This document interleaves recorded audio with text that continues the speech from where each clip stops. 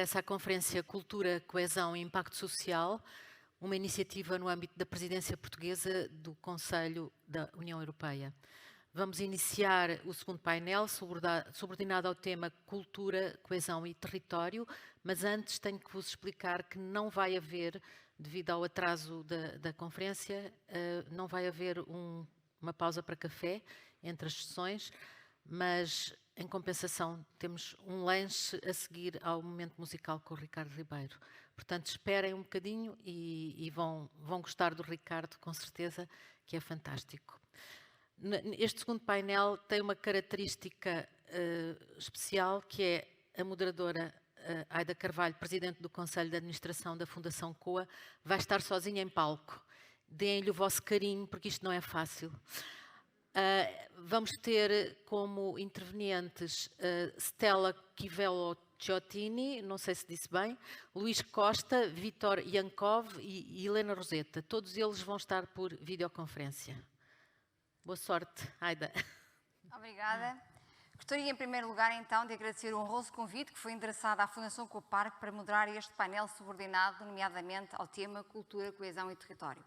Trabalhando nós num ecossistema cultural com características de território de baixa densidade, aportar valor às comunidades rurais está naturalmente no nosso discurso e na nossa ação. É no território que vivem as pessoas portadoras das suas culturas, dos seus traços mais autênticos. Portanto, os temas abordados neste painel, relacionados, como já mencionámos anteriormente, cultura, coesão e território, pela sua pertinência e oportunidade, possibilitarão certamente trazer diferentes pontos de vista sobre a importância, as implicações e o possível aprofundamento sobre estas questões e uma nova narrativa. Na verdade, os Objetivos de Desenvolvimento Sustentável, os designados ODS, aprovados pelas Nações Unidas em setembro de 2015, colocaram pela primeira vez na agenda internacional as questões culturais. Tal evidência foi elogiada pela Unesco como um reconhecimento sem paralelo. A salvaguarda e a promoção da cultura, além de encerrar um fim em si mesmo, contribui de forma muito significativa para o cumprimento dos designados ODS, enquanto meio facilitador de cidades seguras e sustentáveis, crescimento económico, redução das desigualdades, meio ambiente, promoção da igualdade de género e sociedades naturalmente mais inclusivas. É certo que os ODS consagram uma mudança conceptual no pensamento sobre o desenvolvimento e crescimento económico, vislumbrando um futuro desejável que seja equitativo, inclusivo e ambientalmente sustentável. Esta visão corajosa requer abordagens criativas, além das típicas abordagens lineares e sectoriais que a maioria dos países tem utilizado nas últimas décadas. Neste sentido, os recursos culturais e a criatividade podem funcionar como condutores e facilitadores para a coesão territorial, tendo um papel muito importante em matéria de relançamento da economia. De facto, a cultura pode ser uma ferramenta de relançamento económico. Para nos ajudar nesta reflexão, convido naturalmente a participar neste painel 4 especialistas localizados em diferentes geografias que se vão juntar por videoconferência. Portanto, começo por apresentar a Stella Ciottini, que nos fala da Grécia. Boa tarde, Stella. A Stella representa a Universidade de Ciências Sociais e Políticas de Ponteon, também está relacionada com assuntos da bacia do mar do Mediterrâneo Oriental. Boa tarde, Stella. Temos também connosco o Luís Costa, coordenador da Binaural Nodar e coordenador do projeto Retramontana. Boa tarde, Luís. O Vítor Yankov, que se junta a nós através da Bulgária, que é diretor das Relações Internacionais da Fundação Plovi de 2009, que foi justamente a capital europeia da cultura no ano de 2009. E temos também a arquiteta Helena Roseta, coordenadora do projeto Bairros Saudáveis. Boa tarde, que hoje de manhã, nomeadamente, foi dado como um exemplo de referência desta articulação entre a cultura e a saúde. Começo então por lançar uma questão justamente à Stella, que nos vai falar, portanto, vai nos dar uma perspectiva da cultura enquanto fator de coesão territorial, de inclusão e de bem-estar social, e pergunto-lhe o que é isto, o que significa ter capital cultural.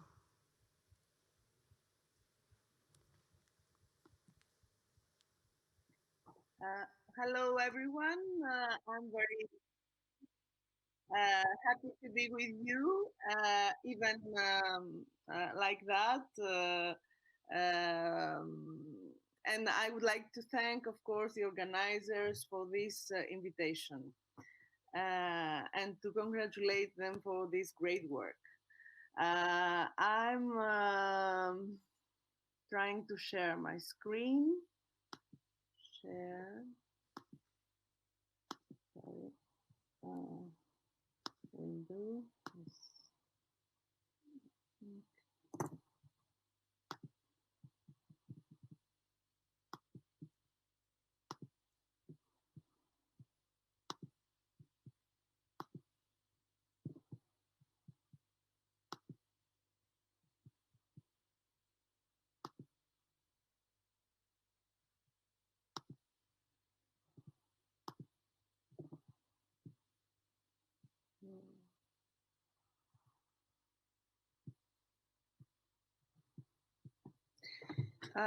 Do you see my screen, please? No.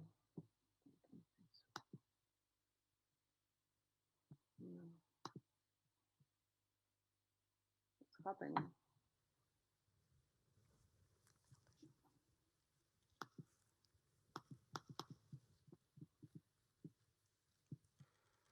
It's okay.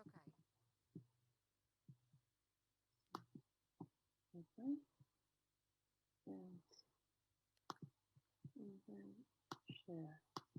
There. Stella, it's okay. Yeah.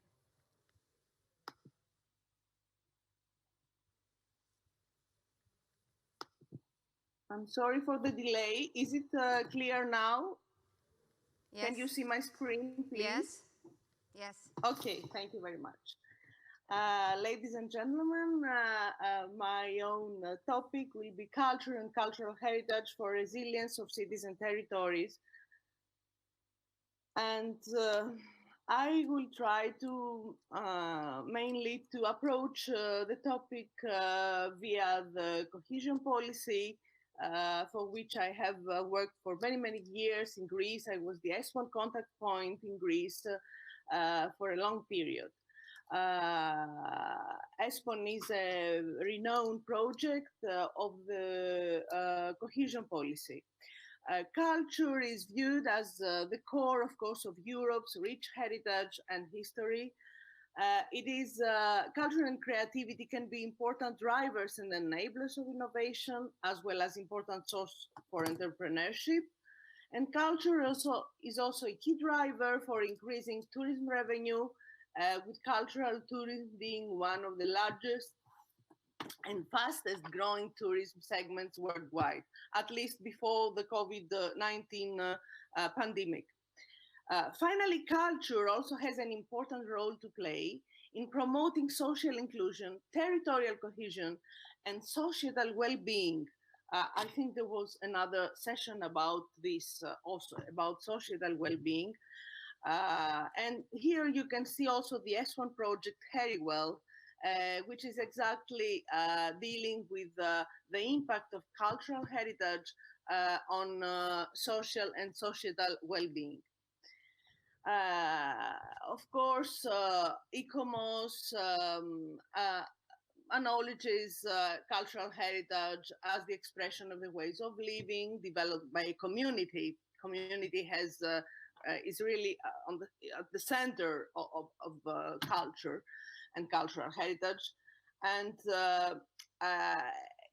it is also important to see a bit the Council of Europe Faro Convention approach, which considers cultural heritage as the cultural capital, as Ida already said, from which, through the investment of human ingenuity and effort, originate the rich and varied cultures of modern Europe. Thus, conservation of this cultural capital is essential both for its intrinsic value and its potential as an investment from which future development, cultural, social, and economic may be generated. The convention asserts that there are rights to cultural heritage, that are responsibilities also and that all this have to do with a democratic human society. What about progress on linking cultural heritage and resilience? The value of cultural heritage and its role in making cities and human settlements inclusive, safe, resilient, and sustainable is an integral part of both the UK Agenda 2030 and the new International Policy for Disaster Risk Reduction 2015-2030, issued in Japan. However, the role of culture and cultural heritage for these challenges linked to resilience was not sufficiently investigated until today. In an evolutionary aspect of resilience, this is also the main, I think,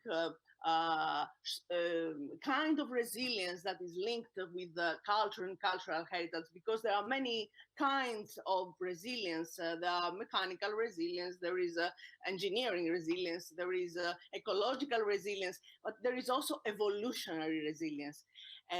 In this aspect, in which communities do not return to the initial state, but evolve in another state, in another stable situation, but different from the previous one.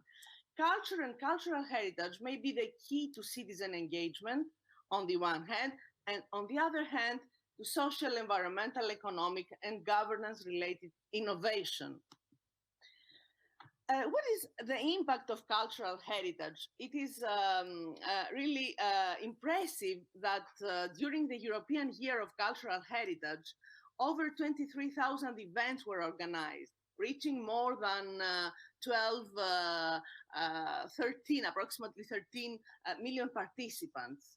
And the work plan for culture calls for efforts to sustain the legacy of the very successful European Year of Cultural Heritage. Here in Greece, my university, Painel University, together with many other institutions, we have also organized the Ecopolis International Conference about cultural heritage for cities and territories. About the reconnection of cultural and natural heritage for cities and territories.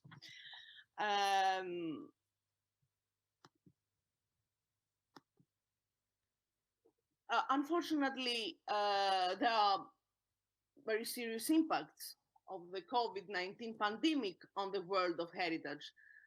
For example, all heritage value chains have been affected, from conservation to management of the sites. 89% of the sites are closed, including museums, historical buildings, archaeological sites. Many staff have lost their jobs, and many are facing the risk of long-term unemployment. Smart working and digitizations can only provide assistance. I don't know if it is limited. I think that it is really a good sign, a very positive sign, and a new category of heritage, if you like, digital heritage, born digital or digitized, is rapidly emerging and growing. And this is, in my opinion, very, very important, also for economic development and for the economy around culture and creative works. So you see here, we knew that we have tangible and intangible heritage. Now we have at the center of the cultural activities, the digital heritage, also as a third category. Of course, we have financing new financial instruments also, and this is also good: crowdfunding, sustainability bonds, social impact bonds, heritage bonds, private funds, loans and grants. But we have also several governance problems. What has to do with resilience and territorial cohesion is the fact that the acknowledgement that cultural heritage is a territorial asset. It is, as we said, the cultural capital, as the Faro Convention recognizes and claims. And so part of the territorial capital, this is the cultural capital, which is a part of the territorial capital. It is a territorial asset, part of a territorial capital of a territory, of a city, of a region, and of a community, in fact. Directly linked with cultural heritage is cultural tourism, and in the pre-COVID-19 period, it accounted for 40% of the European tourism. 4 out of 10 tourists chose their destination based on its cultural offering. And this is logical. This is the beginning, the first mission and sense of tourism. We have also to see that we have 3 approaches of cultural heritage, and what is important for this analysis is the second one. We have the material-based approach, which is still the state approach, if you like. Even in our country, it is like that. But we have also the value-based approach, because, and this is considered to be the current most preferred approach to heritage conservation, especially in the United States, Canada, and Australia. It is largely based on the Buddha Charter, and it focuses on the values that society, consisting of various stakeholders, ascribes to heritage. In this approach, the community is placed at the core of conservation. And you see all literature projects, etc. They are speaking mainly about community and culture, community and cultural heritage. In a parallel way, let's say, we have a change in our understanding of conservation in general, that is of nature also conservation. For example, prior to the 60s, we had we considered nature for itself. That is, humans were considered separate from the environment, with areas of wilderness locked away in reserves.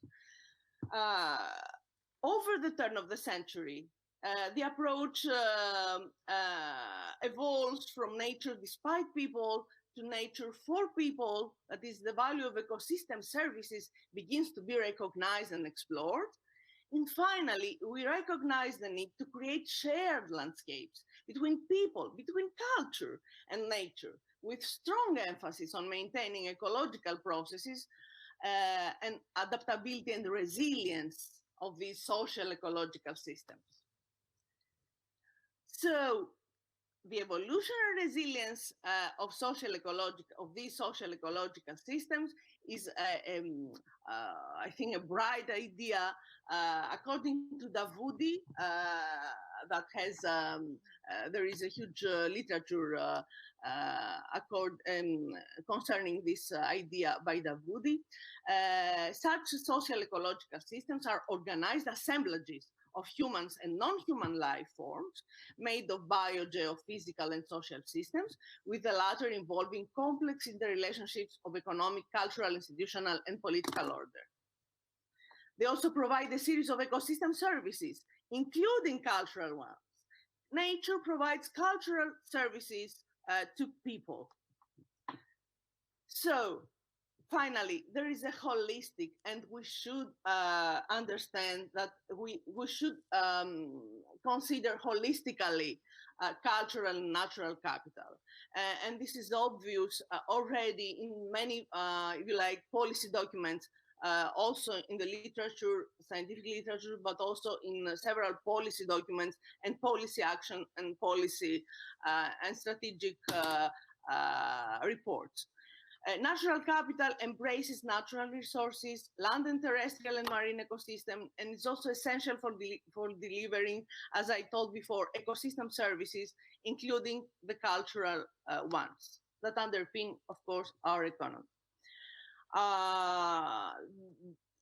This dichotomy between nature and culture is a Western ontology.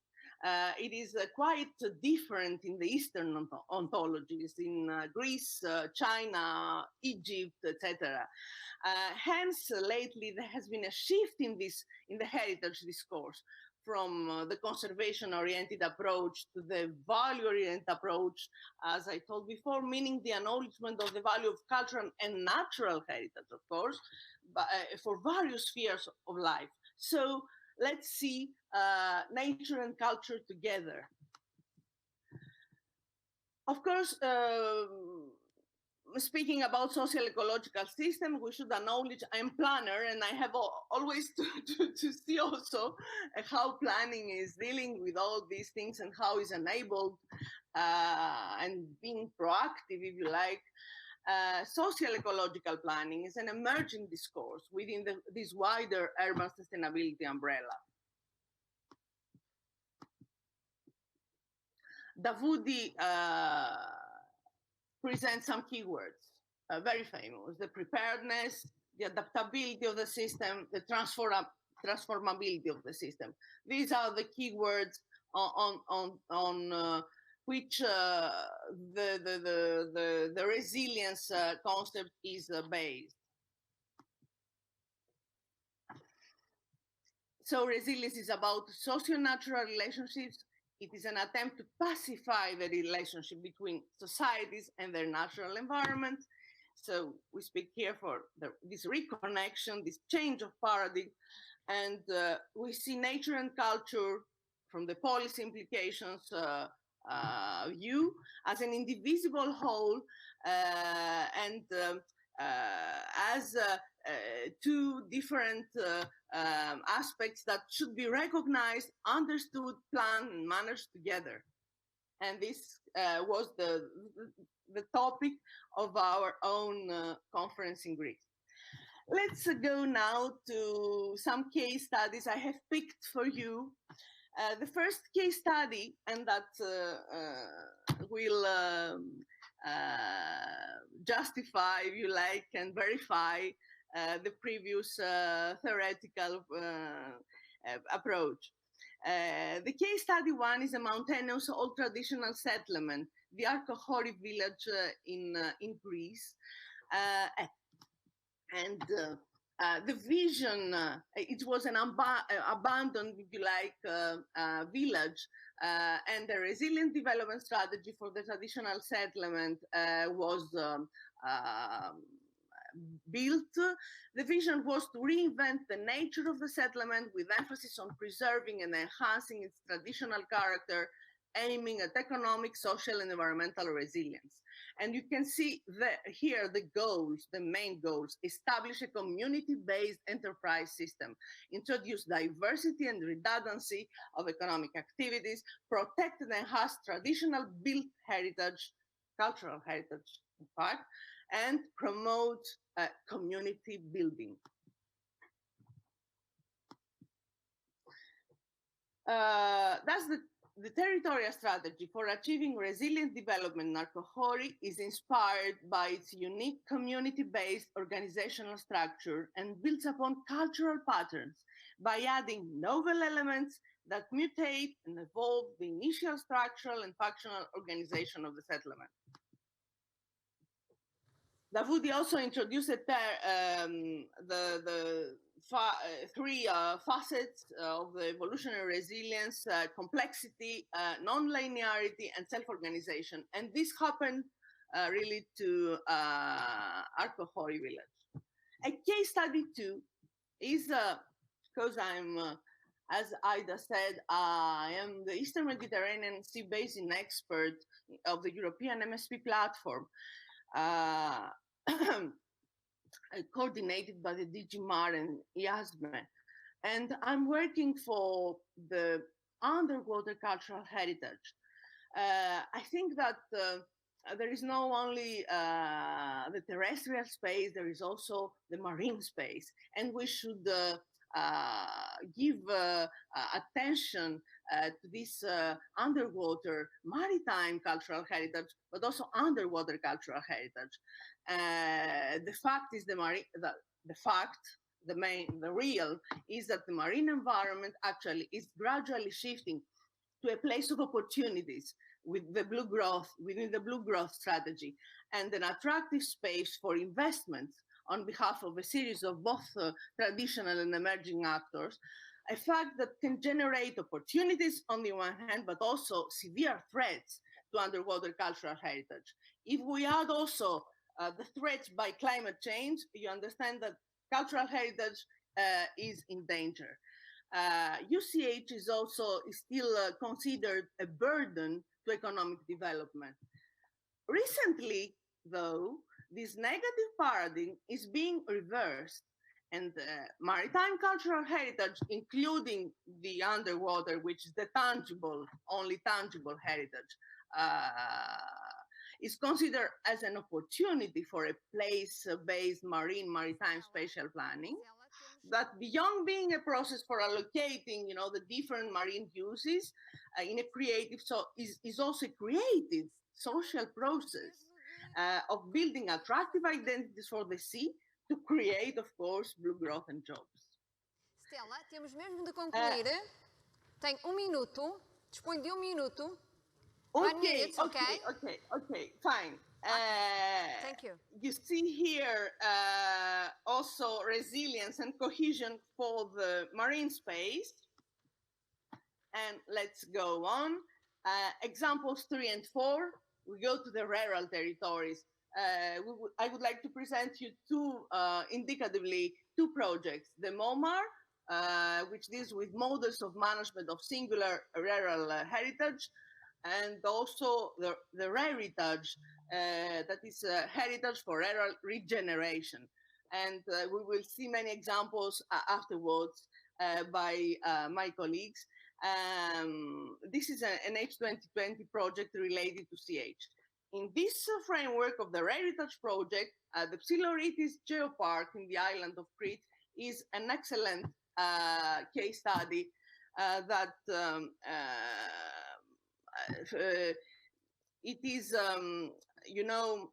shows the global, plays an active role in the global efforts for the conservation and promotion of the environment, of the natural and cultural heritage, as well as of the sustainable local development through the geotourism and other kinds of alternative tourism.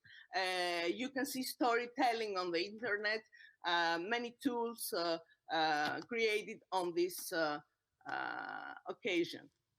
Well, as I told you, some words about planning. Planners under these circumstances should be change managers, transition and resilience managers, social entrepreneur, and mainly they should support and guide the various stakeholders to find their positions in the planning process, in this ecological, in this social ecological process. Muito bem, we have, of course, the arsenal, the Green Deal, and finally, these are my conclusions, no problem. We are currently on the verge of a major paradigm change in economic and social development, with territorial capital and heritage as crucial resources to support sustainable and equitable growth. The process of heritage goods may be the pivots of the new patterns of communities, and we must move as quickly as possible from the economy of survival to the economy of life, as Jacques Attali says, that brings together all sectors whose mission is the defense of life. Between them, a very crucial one, that is culture. So my suggestion, if you like, my proposition, my proposal is towards an economy of life with a strong focus to culture and cultural capital in an evolutionary, always resilience perspective. Thank you very much for your attention. Muito bem, Stella. Ficamos então com esta imagem, de facto muito apelativa aos tempos atuais. Convido agora o Luís Costa, do coordenador do projeto Tramontana, European Network, de organizações culturais baseadas nomeadamente em territórios de montanha, sob o mote cultura e territórios rurais, com humanismo e empatia. Traz aqui estes dois termos a este nosso debate. Boa tarde, Luís. Pergunto-lhe que projeto é este, como é que nasce, quais são os passos? Well, thank you so much. It's a huge pleasure to be in such an important event. I will make a very brief presentation about, about, I would say, the quantitative aspects around cohesion that are probably as important as quantitative aspects. So we are Painel, a small cultural organization, a Portuguese cultural organization. We are also leading partners of an European network called Tramontana network of mountain-based cultural organizations around Europe. This network was awarded last year one of Europa Nostra prizes, which was, of course, a big honor to us. And I will start my presentation with a few starting points.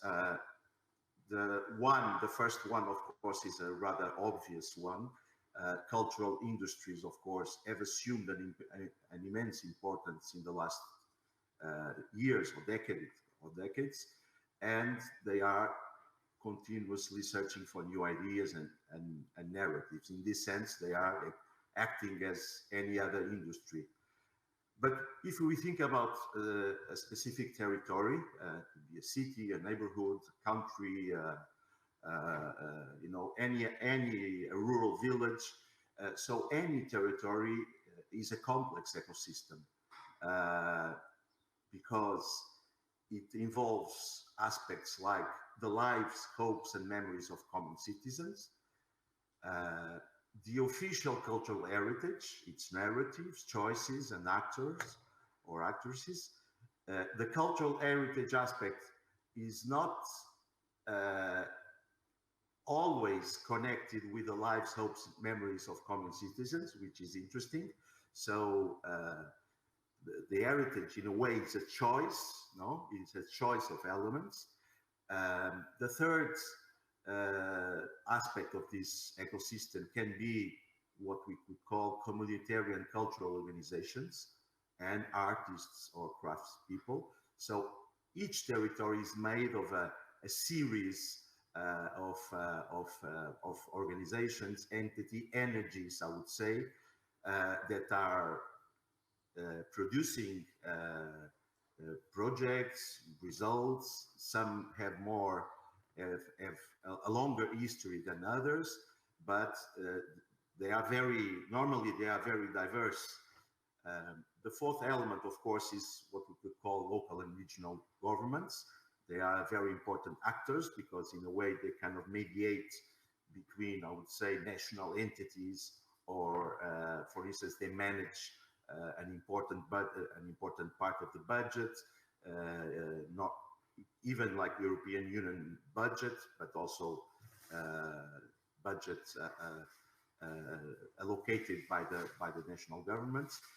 And we have also what we could call in-between or mediation organizations and artists.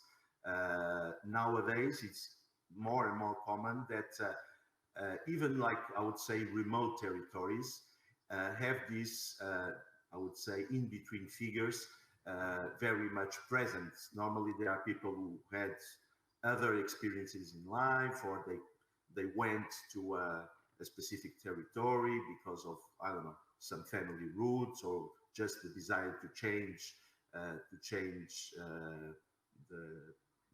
life. So these, I would say, entities are very, we think they are very important, and later in the presentation I can develop a little bit this aspect. And of course we have the global artistic communities that might have or have any interest in a specific territory. And in this case, it's an immense list of filmmakers, screenwriters, performers, musicians, contemporary artists. So we kind of perceive this growing interest in specific territories, especially in the recent years.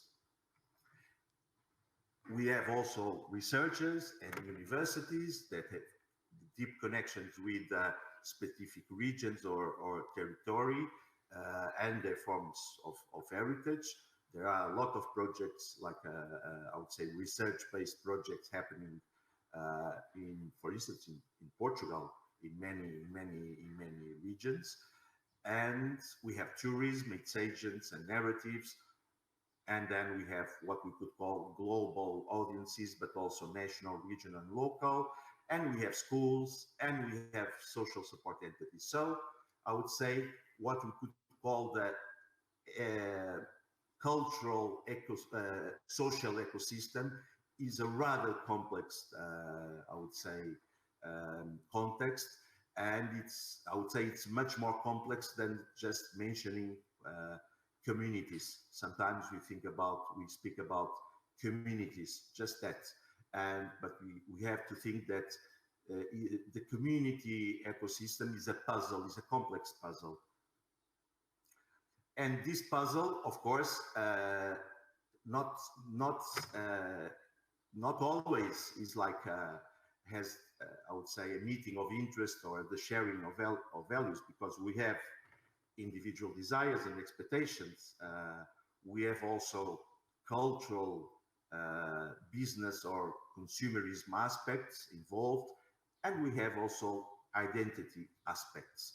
Could be territorial, I would say, identity, but also I would say could be entity oriented. I don't know, someone who belongs to university for 20 years probably feels the importance of this university in the different aspect from someone who is belonging to any other institution. So I would say, bearing in mind this, consciousness of this ecosystem, that the social and cultural dimensions of cohesion should foster a humanist ecosystem of respect and collaboration. That's probably what we, from our, I would say, empirical presence in the specific rural territories, this is one of the, I would say, the major conclusions or analyses that we make. So this idea of respect and collaboration between agents of an ecosystem that is complex. And of course, this can imply to engage in bottom-up or dialogical cultural processes. Bottom-up processes, they can be harder to implement, but in a way, they are probably more ground-rooted and perennial over time. So, and they are eventually complementary to other processes that are also implemented with total legitimacy, of course. And this idea of promoting a sense of respect and empathy with and between territorial and external agents. If empathy is at the core of all of these, I would say, social cultural processes, I would say there will probably be some more, I would say, ground-rooted benefits over time. And one aspect that probably cohesion is also related to is to this idea of inviting others, you know, the sense of otherness, to bring others who have, for instance, worked in a specific territory, in some cultural or heritage issues. I don't know, previous authors that sometimes had decades of work. If there are new projects starting nowadays, why not invite them, you know? I would say that being courteous can be both ethical and more efficient, because we don't need to reinvent the wheel every time. Sometimes probably recycling or transforming some previous processes or some previous ideas is a good starting point. Can be, I would say, a robust starting point for new initiatives.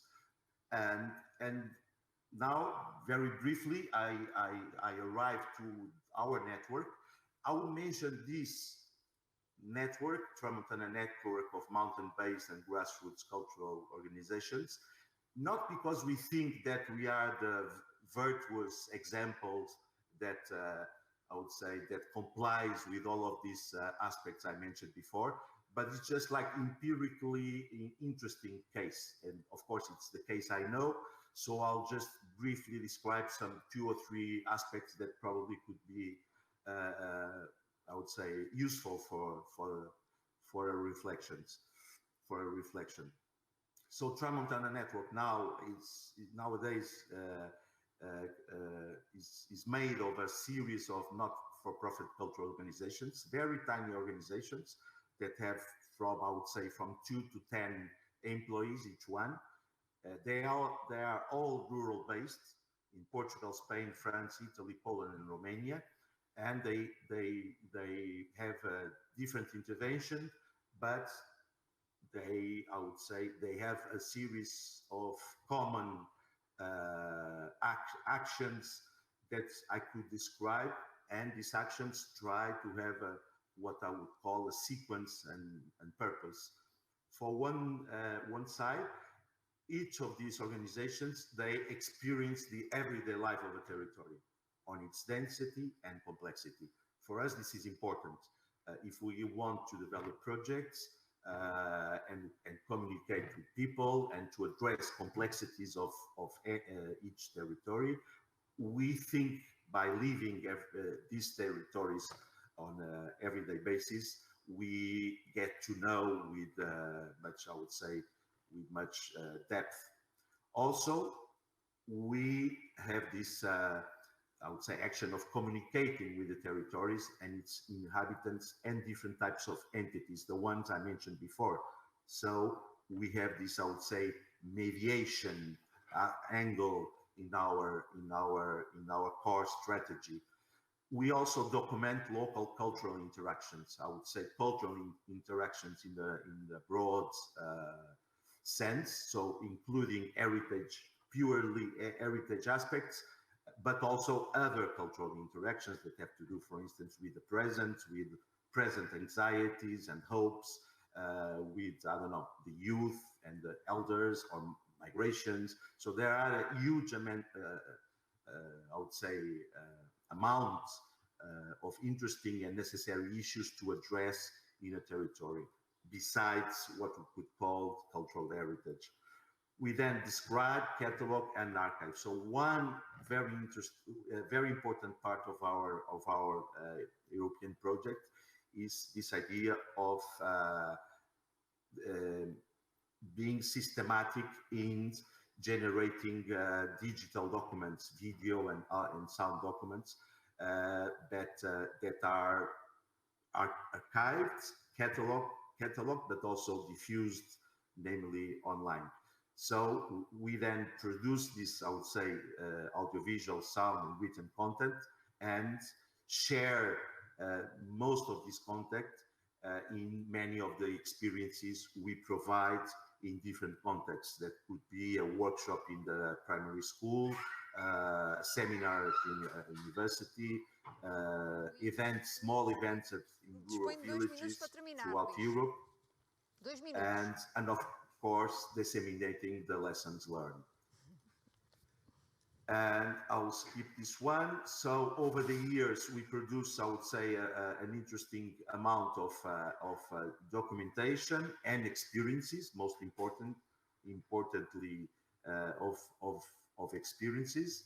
And I would finishing by saying that this idea of mediation for us it's at our core, because we try to cross boundaries between institutions, for instance, between not-for-profit and academia, between traditional and contemporary culture, between, I would say, municipal or local government projects and independent projects, between research and art, between art and manifestations of rural communities themselves, and between institutional archives and self-managed archives. We all manage digital archives, and we think that they could be complementary to bigger institutional archives.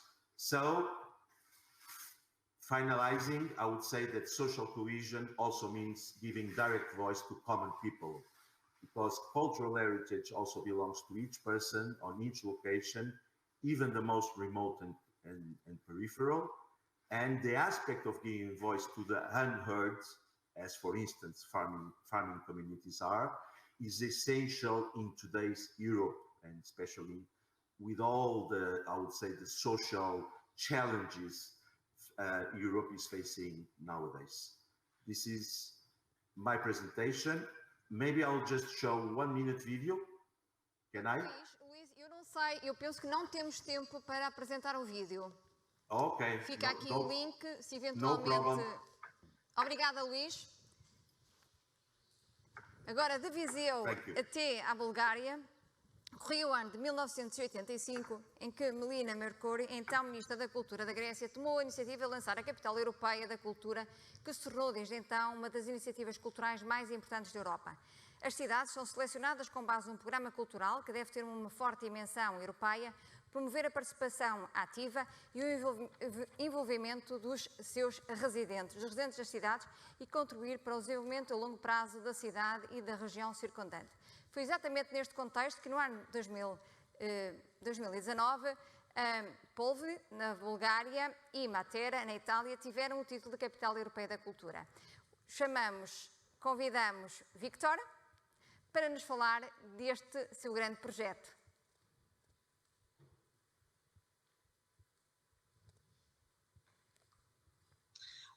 First, thank you for the invitation. It's a great pleasure. It's an honor to be there with you. One can only imagine what it means to organize the presidency of the Council of Europe in those times of unprecedented crisis, but still you can do it, and it's a pity we cannot be there with you. I would like to share with you some examples of Plovdiv as European Capital of Culture in 2019, as I know how important it is now for Portugal, as the bid is happening. I know 11 cities are currently on the bid for 2027. Let me just share my screen first. Do you see my screen? Yes, it's okay.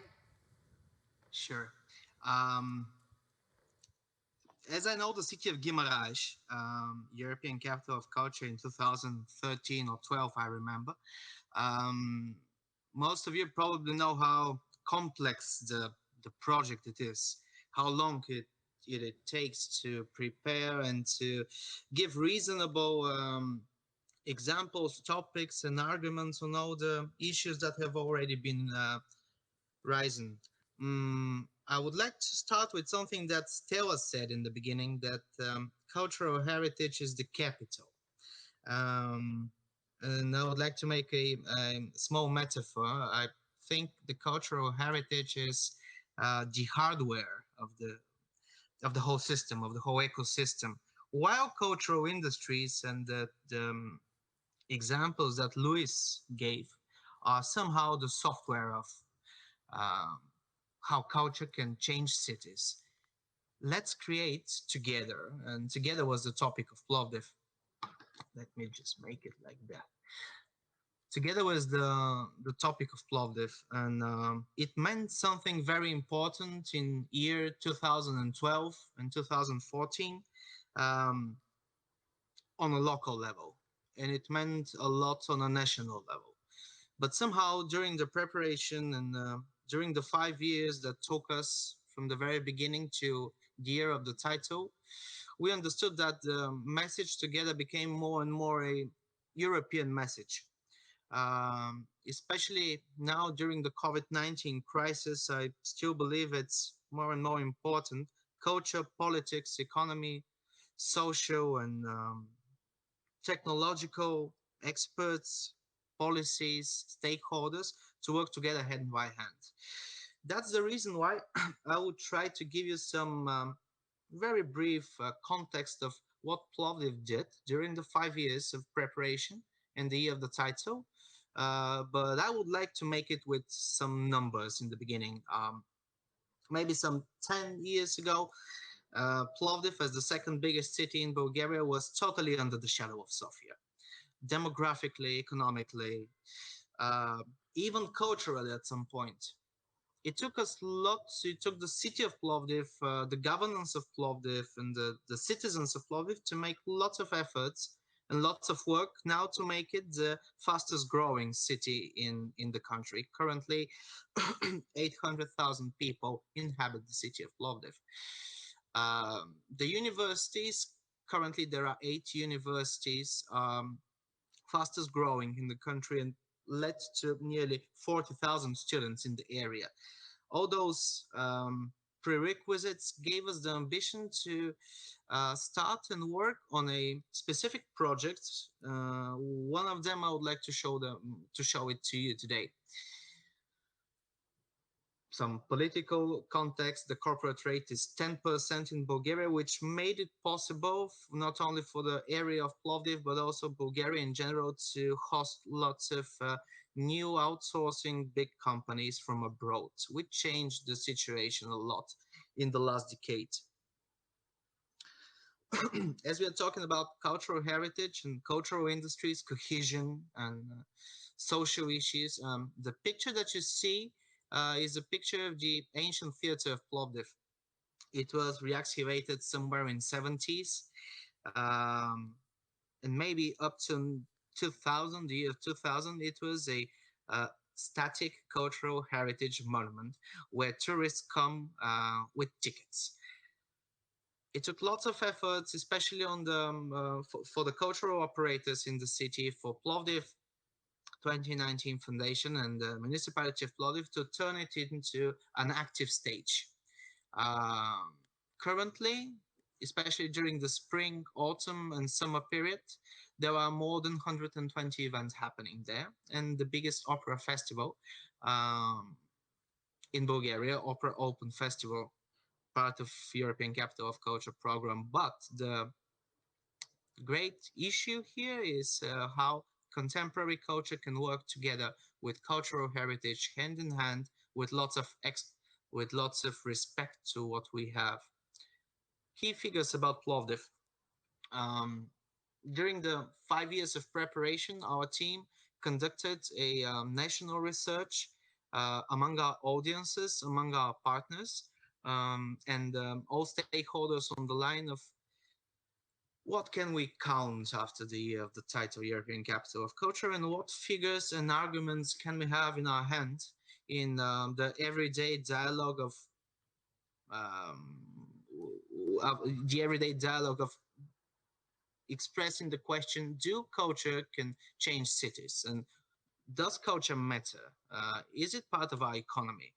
It's still a dialogue, and we need strong arguments. During the year of 2019, nearly 1,000 events happened during the year, with more than 200 participants, millions of visitors. But what's more important, we measured nearly 30% growth of tourism. In year 2013, on an annual basis, approximately 10% of the residents of Plovdiv used to visit a cultural event. For less than 4 years, with continuous attempts, communication, and proper engagement, we managed to rise the percentage up to 60%. My background is political and economic science. That's why I prefer to give you some more numbers and figures before we get into more cultural dialogue.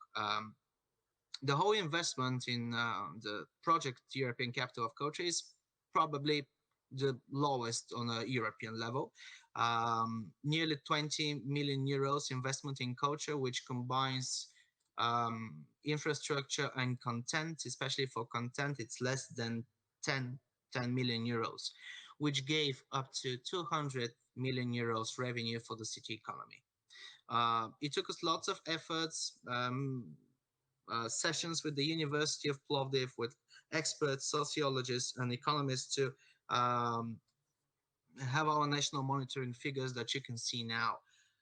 Increase in small medium enterprises and employment rate, especially in the creative and cultural industry sector, was one of the biggest challenges. Now, when you have the context, I would like to put some emphasis on the specific project and case study that I would like to give to you. We've all been to Porto, Madrid, Paris, Berlin, Hamburg, and we know how if you um, put culture into the center of one specific district area in the city, and if you do it sustainably and environmentally friendly, it gives some interesting results in 5 or 6 years, maybe sometimes 15. um, it changes, it gentrifies areas, but we didn't have that practice in Bulgaria. And in 2012, we started to think and work on the maybe one of the biggest flagships in our program, the Kapana Creative District. Kapana in Bulgarian means trap. I would like to give you the timeline of the project. It all started around 9 years ago with infrastructural attempts. But the more important part that I would like to give you some notice is what happened 2 years later in 2014, where the Plovdiv has already been selected as capital of culture for Bulgaria, and we started the so-called startup investment in the very district. It's a small, neglected district for more than 30 years, I can say. A cultural monument, cultural heritage monument. All of the buildings in this small district are private. So we started mapping and looking for venues that are either isolated or not used in a proper manner, and we decided to rent 10 of those venues for 1 year with public investment. Then started the program of open calls for creative industries, small medium enterprises, NGOs, and companies that can apply for renting one of those 10 places for 1 year free rent. This was the most important and the most crucial part of our experiment, so to say.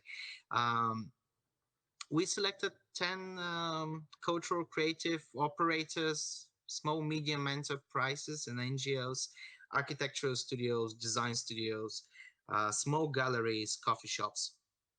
Uh, and they applied to Plovdiv Capital of Culture with a business plan that they will run it after the year of one year free rent and continue to develop the district continuously. From 2015 to 2018, we started funding only cultural content there and no more infrastructure. Nearly 100 events happened every year in the district of Kapana. In 2019, it's already been nominated for Architectural Heritage Awards, and 2020 we won the European Cultural Heritage in Action Award. What made it different? We knew what the problems are. First, we needed to put away the cars in order to have people there.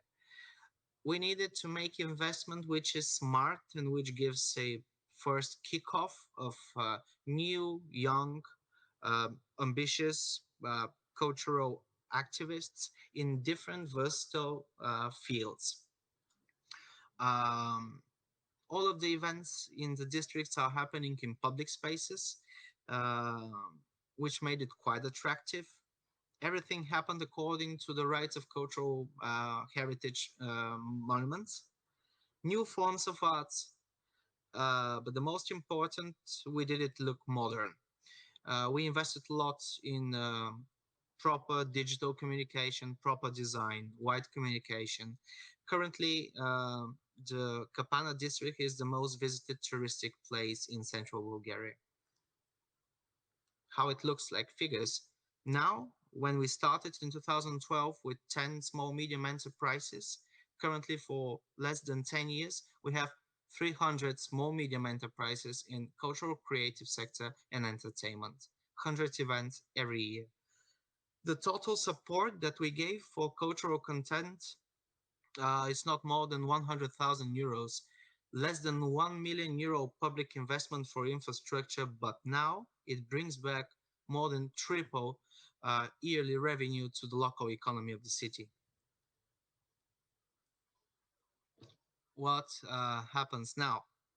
Of course, the COVID-19 crisis brought lots of problems, not only to the Kapana Creative District, but lots of problems to the whole cultural ecosystem of Plovdiv.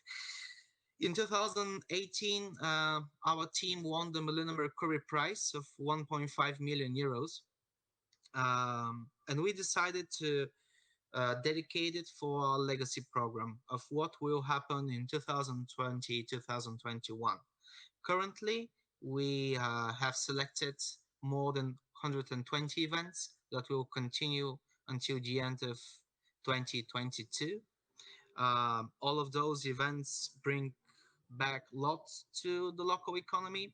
All those events gather lots of audiences, communities, and people in different fields. But far more important, each and every event selected in our program now shows that with proper and sustainable, resilient investment in culture, it really changes cities. Plovdiv is currently internationally recognized more than has ever been. The creative identity of the city is its biggest badge.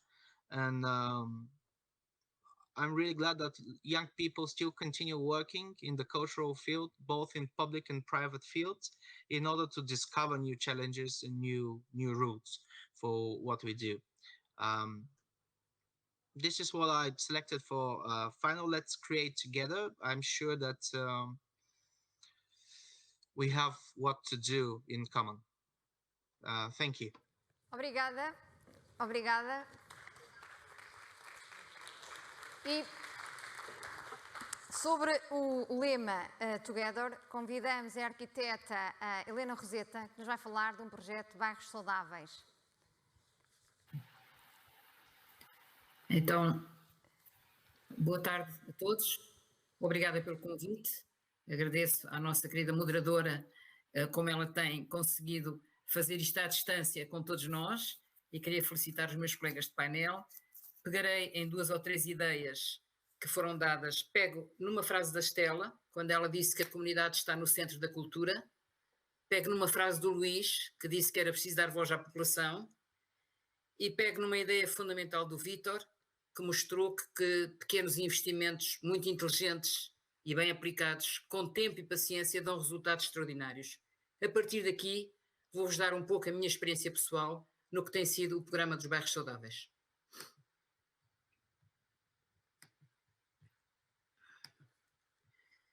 Basicamente, é um programa que eu coordeno há pouco mais de um ano, e eu vou apresentar isto de uma forma muito pessoal.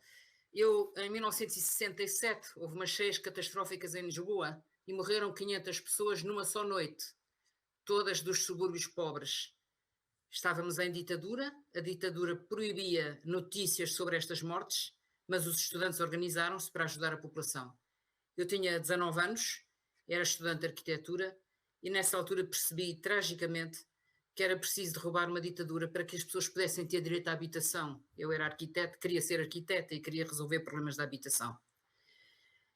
E dá-se o 25 de Abril, em 1974, a ditadura cai e há uma mobilização popular extraordinária das pessoas dos bairros de lata aqui à volta de Lisboa, que de repente, e à volta do Porto, em vários pontos do país, as pessoas de repente perceberam que tinham direitos, eles sabiam que os tinham, mas não podiam falar disso, perceberam que tinham direitos e começaram a exigir respostas. E eu compreendi nessa altura, de uma maneira mais profunda ainda, que para resolver estes problemas nós precisamos de dar poder às populações e envolver as pessoas qualificadas, os profissionais, em trabalho com a comunidade. Só assim é que conseguimos encontrar soluções e só assim é que as pessoas conseguem alcançar os seus direitos. Pergunto o que é que isto tem a ver com a cultura e o que é que isto tem a ver com o que estamos a viver hoje. Houve muita coisa que mudou desde 1974, mas continuamos a ter desigualdades na Europa, no mundo e em Portugal. E além disso temos novas ameaças, ameaças à saúde e ameaças à saúde democrática das nossas comunidades. E a pergunta é, mas o que pode fazer a cultura em tempos como estes? E eu quero trazer aqui a voz da grande poeta Sofia Melbreiner, que era deputada constituinte, é quem vem na imagem, em 1974, e na discussão da Constituição da nossa democracia, ela disse uma frase extraordinária: a cultura Não é para enfeitar a vida, a cultura é para transformar a vida. E é nesse sentido que nós falamos em cultura neste painel e que eu falo aqui neste programa. Primeira coisa, em tempo de pandemia, stay home, fica em casa. Bom, mas para estar em casa tem que ter uma casa, tem que ter uma casa adequada. Em julho do ano passado, houve um surto pandémico grande aqui à volta de Lisboa e isso evidenciou que muitos trabalhadores essenciais não podiam ficar em casa porque não tinham casas em condições. E foi aí que nasceu a ideia dos bairros saudáveis, um programa público, flexível, urgente.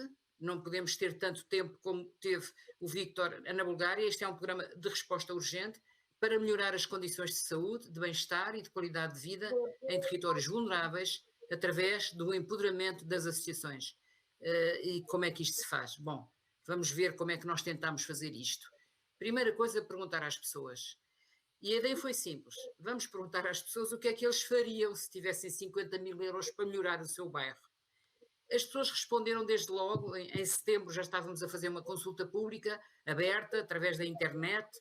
Já estávamos em pandemia, não podia haver reuniões presenciais, mas abrimos tudo através da internet e das redes sociais e houve uma grande mobilização e muitas respostas.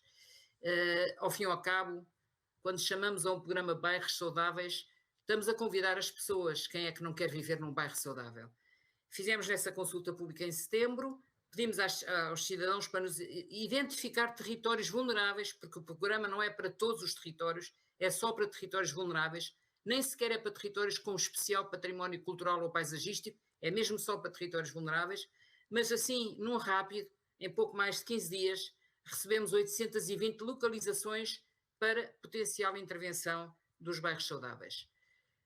Abrimos o concurso, pouco depois, em outubro, e até o princípio de dezembro houve um concurso aberto para apresentar projetos. Os projetos tinham que ser apresentados por uma parceria. O programa tem 10 milhões de euros, uma duração de 18 meses e sempre participativo. Usámos, como já disse, a internet, as redes sociais, conseguimos fazer muitos debates, recebemos muitas sugestões, muitas perguntas, as pessoas queriam intervir. E recebemos 774 projetos. São projetos no máximo de 50 mil euros que têm que ser apresentados por parcerias. Ninguém se pode apresentar sozinho. Tem que haver aqui o trabalho em conjunto de que o Vítor também falou. Temos que trabalhar em conjunto e, portanto, são parcerias da sociedade civil. As entidades públicas podem associar-se, mas não podem receber dinheiro. Só as entidades da sociedade civil é que podem ser financiadas. E apareceram, como veem no mapa, projetos de vários pontos do país, naturalmente mais projetos nas cidades onde há mais facilidade de passar essa informação, mas, na verdade, muitos projetos das zonas do interior do país, as mais diversas e da mais diversa natureza. O programa é muito aberto. À partida, nós não vamos dizer às pessoas que vão fazer, têm que só para fazer projetos para isto ou para aquilo.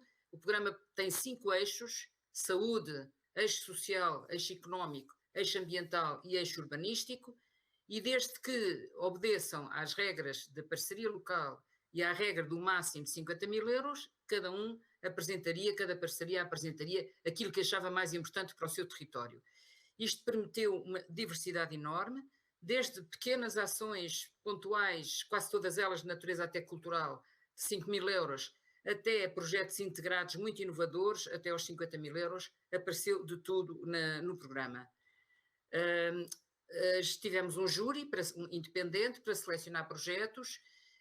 1/3 dos projetos que foram apresentados podem ser financiados, porque não temos mais verba, temos só 10 milhões de euros. Se tivéssemos mais verba, mais projetos poderiam avançar, mas mesmo assim irão avançar cerca de 240 projetos, o que é muito bom, que não vão poder fazer investimentos estruturais, não é essa a ideia, mas vão poder empoderar as comunidades, e as comunidades com isto vão aumentar a sua resiliência, vão poder criar pequenos serviços locais, vão poder apoiar as pessoas mais vulneráveis, vão poder criar redes de cidadania e vão poder criar redes de intervenção associando-se entre si.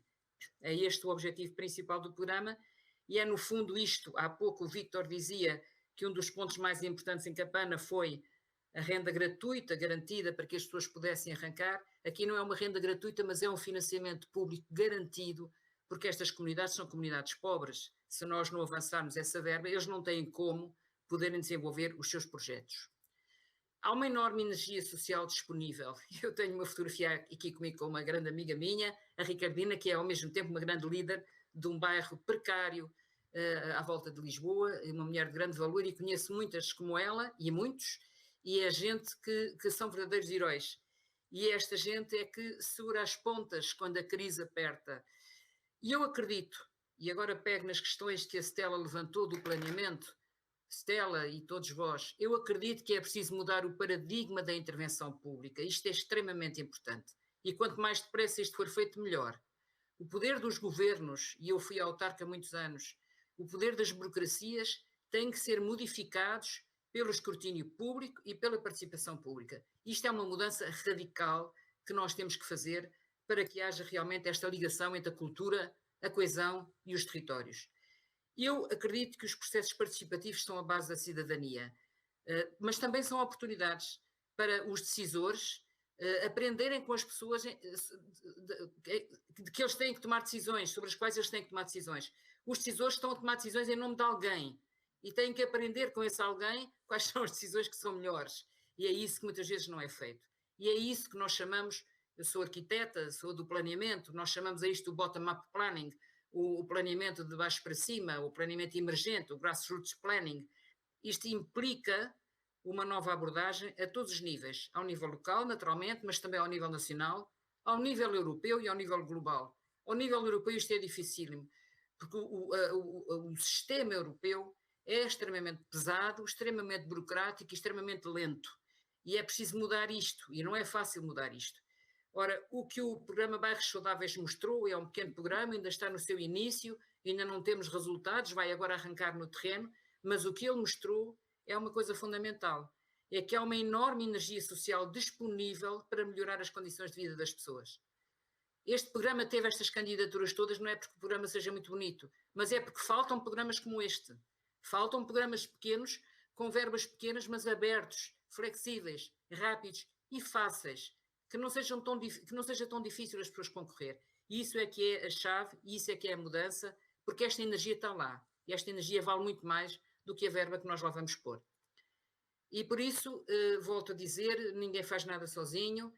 Eu gosto muito de citar o Arquimedes, que disse um dia, dê-me um ponto de apoio e uma alavanca e eu levanto o mundo. Pois um programa como este, como nós vimos também, a experiência do Victor, pequenos programas ou programas não muito ambiciosos em termos de dinheiro, podem ser extremamente ambiciosos em termos de resultados. Podem ser essa alavanca, se eles permitirem novas formas de intervenção cidadã e se trouxerem consigo, se puderem juntar a riqueza da nossa diversidade cultural. Eu gosto muito desta imagem que aqui está, é uma imagem de 3 crianças de um bairro que já foi realojado, era a Pedreira dos Húngaros, no concelho de Oeiras, em Portugal, e estas 3 crianças, como veem aqui, são crianças de etnias diferentes, cor de pele diferentes, eram muito amigos e eles não sabiam sequer o que era o racismo, ninguém lhes falou disso e não era preciso porque eles viviam nas mesmas condições e, portanto, eram amigos porque viviam nas mesmas condições e no mesmo local e eram capazes de trabalhar juntos. Esta é a ideia que as crianças nos podem trazer e nos podem ensinar também a nós. O programa Bairros Saudáveis foi descobrir coisas que nós até desconhecíamos que pudessem entrar num programa destes. Por exemplo, uma comunidade local, algures no centro do país, que gere o que se chama em português um baldio, que é um terreno, uma propriedade comunitária que tem uma tradição muito antiga em Portugal e foi um dos projetos mais bem pontuados no programa, o que é extraordinário. E há também projetos de associações ciganas, há projetos de associações migrantes, há projetos de refugiados que se organizaram e que apresentaram as suas ideias e que vão ser financiados. Há, portanto, esta riqueza cultural que não é só do património, é também das pessoas e são estas diferentes etnias, estas diferentes culturas, estas diferentes tradições que também fazem parte da cultura e que um pequeno programa como os Bairros Saudáveis está a procurar trazer ao de cima para que as pessoas aproveitem essa riqueza e melhorem as suas condições de vida. Eu estou a acabar, e estamos na hora, com uma ideia que vos queria deixar. Em todas as crises, o futuro bifurca. Em cada crise é possível seguir um caminho ou outro. São os momentos de bifurcação da história. Neste momento em que estamos a atravessar uma crise sanitária, uma crise social, uma crise económica, podemos tentar trazer as coisas outra vez para o que elas eram, para aquilo que nós achávamos que era normal e que agora dizemos que é o novo normal. Isso é uma hipótese. A outra hipótese é tentar enfrentar estes desequilíbrios que a crise veio revelar com novas políticas. E para isso nós podemos mobilizar o conhecimento, a criatividade, a cultura, a solidariedade e o empenhamento cidadão. E podemos apoiar aquelas camadas de população que muitas vezes são ignoradas, como o Luís Costa dizia, é preciso dar voz a toda a gente. Há muitas camadas que muitas vezes são ignoradas porque não têm o poder do dinheiro. Ora, nós podemos escolher isso, e isso significa escolher democracia. E, portanto, eu termino com uma frase de uma canção que em Portugal foi a senha para a Revolução do 25 de Abril, que derrubou a ditadura. E essa frase é muito simples: o povo é quem mais ordena dentro de ti, ó cidade. Muito obrigada. Obrigada, Helena. De facto, é mesmo assim. Só para terminar, após uma visão holística apresentada pela Stella, em que a cultura tem uma importância capital na sociedade e é um fator de centralidade e de resiliência, cria oportunidades, promove a inclusão e a coesão. Os projetos mobilizadores aqui apresentados visam estas visões justamente partilhadas. O título Capital Europeia da Cultura foi uma excelente oportunidade para a cidade mudar a sua imagem e se colocar no mapa mundial, atraindo, quiçá, mais turistas e repensar o seu desenvolvimento através da cultura. O título tem naturalmente um impacto duradouro, não apenas na cultura, mas também em termos sociais e económicos, tanto para a cidade como para a região. Por isso, aguardamos conhecer os resultados da Capital Europeia da Cultura 2007 para Portugal. O projeto Rede Tramontana dedica-se exclusivamente a comunidades rurais montanhosas nos países como Portugal, Itália, Espanha e Polónia, com o objetivo de documentar e divulgar o património imaterial de pequenas comunidades. Dá palco, sem dúvida, às pessoas que passam e às tradições que passam de geração em geração, de modo a que sejam arquivadas para a memória futura. O projeto implementado a partir da região de Viseu liga comunidades rurais e arte através de residências de artistas, exposições, mostras de cinema, captação de vídeo, som, workshops e um conjunto de alargado de atividades que o Luís aqui apresentou.